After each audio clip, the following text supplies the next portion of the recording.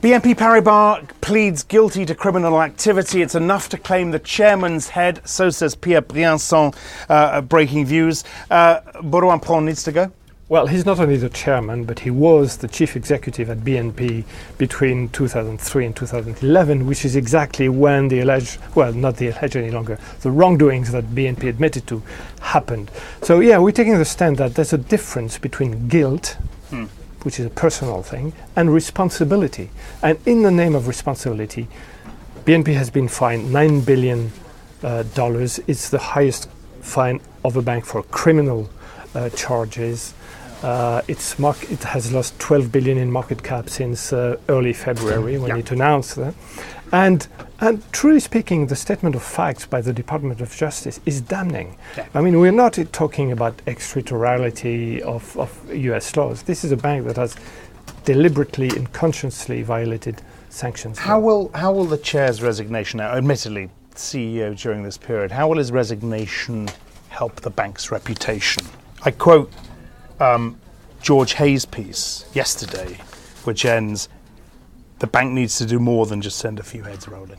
Well, they need to first acknowledge the seriousness and the gravity of the criminal wrongdoing that it just admitted to. If the CEO at the time, who was either didn't know about it, which is almost even worse than actually participating in it, does not take responsibility, it voids the concept of criminal responsibility from any meaning. What does it mean for a bank, mother company, not an affiliate, a bank, to admit that it was of criminal wrongdoings?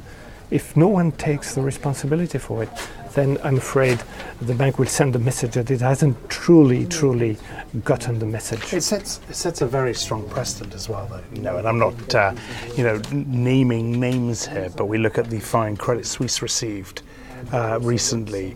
We look at the investigations into Barclays over dark pools. We look at the FX investigations. There's going to be a lot of chairmans and CEOs' heads rolling. This is not an easy call we're making, but first of all, you have to separate the civil charges and civil penalties from criminal wrongdoings, guilt.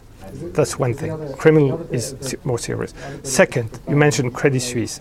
At least the CEO wasn't there at the time. And that's why we're not calling for Jean-Laurent Bonnafé, who is the current BNP CEO. We're not calling for his resignation. He arrived on the scene in 2011 and pretty much managed the whole mess.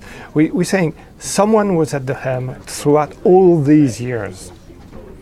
Whether what he knew and when he knew it is still unclear. What he really did to end the wrongdoings is not clear either. But either he knew or he didn't know, and we don't really know what was the worst of it. Let me just get a final word from you.